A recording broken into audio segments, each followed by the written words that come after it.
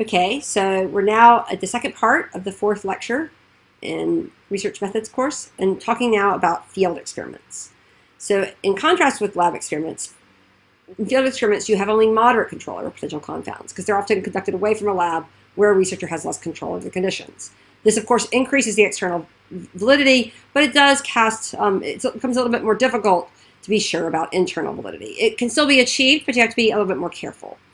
In some cases, subjects are not even aware that they might be an experiment, as in the case, say, of a field experiment where you go door-to-door canvassing.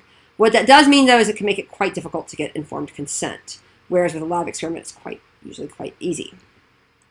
So just a few examples here, then, is I mentioned before that an audit study was basically, if we took the original Gartner video study, or it's not that original, but there are earlier ones. In essence, if we take that same study and we instead send it out to actual, sending CVs out for Greg versus Jamal to actual recruiters at a company.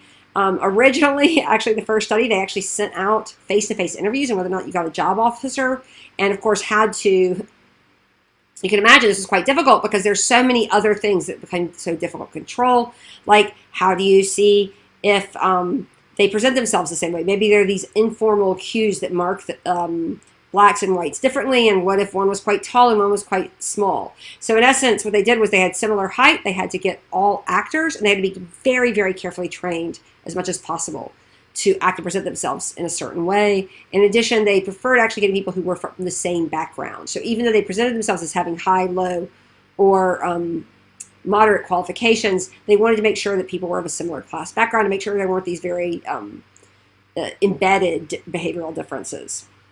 You can imagine this was a very difficult one to control confounds on compared to like a CV and callback study. There have also been studies, in essence, not looking at race, as in the US, but in Europe, ones of class characteristics. So in essence, what if somebody has an Oxford degree, but then, heaven forbid, likes football instead of cricket? And football is a working class sport in England. So this would be considered sort of a clash, whereas if you were a working class person and you liked football, you would be considered sort of normal and would actually be considered more attractive for the job.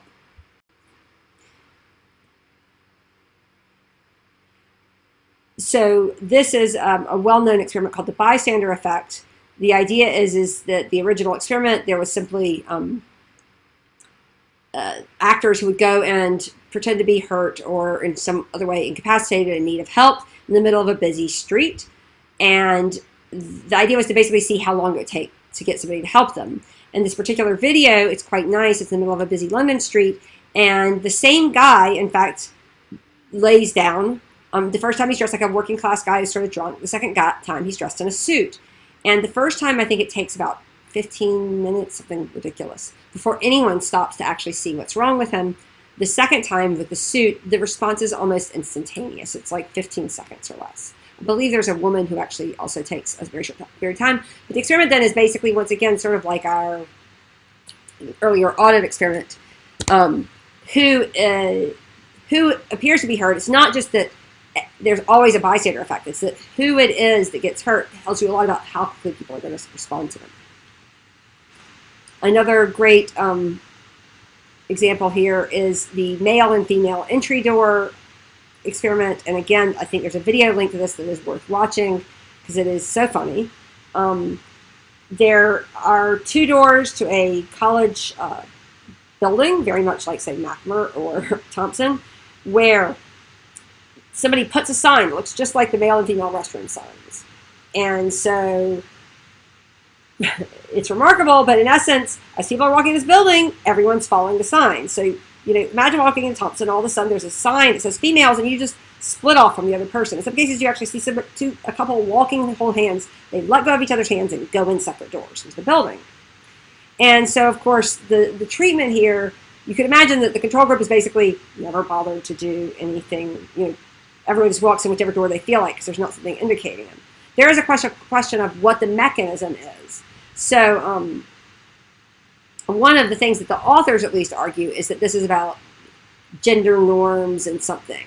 But at least in my thinking, is that that's a little bit, they haven't done a manipulation check. They haven't actually done anything to check to see if it was about gender norms. And it might be more reasonable to expect that we've seen these male and female bathroom signs over and over and over again. It's just an automatic reaction. And even whenever people notice it, they think it's sort of weird, but they're so ingrained to say you don't ever go in the wrong sex bathroom. And that if we saw different things, maybe different indicators that weren't as obviously associated with something we've been trained to do, that we might not see the same type of gendered response. So in order to analyze the results of the male and female door study, we might have to do these different things. And the answer, of course, is that you probably have to gather information on a control group for sure, right? That's very clear, because you have no idea, just because it appears overwhelmingly perfect, you would have to see whether or not there was some tendency to begin with, or if you could make it just an assumption that it was going to be 50-50.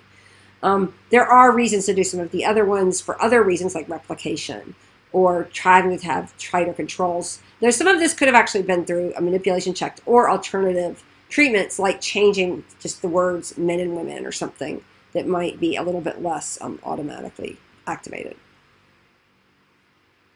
So here we go. If we want to discriminate them between the gender roles theory and what I've been describing as an automatic associations theory, one of the things you could do then is have an alternative treatment, which would be something like male and female door labels instead of the sort of traditional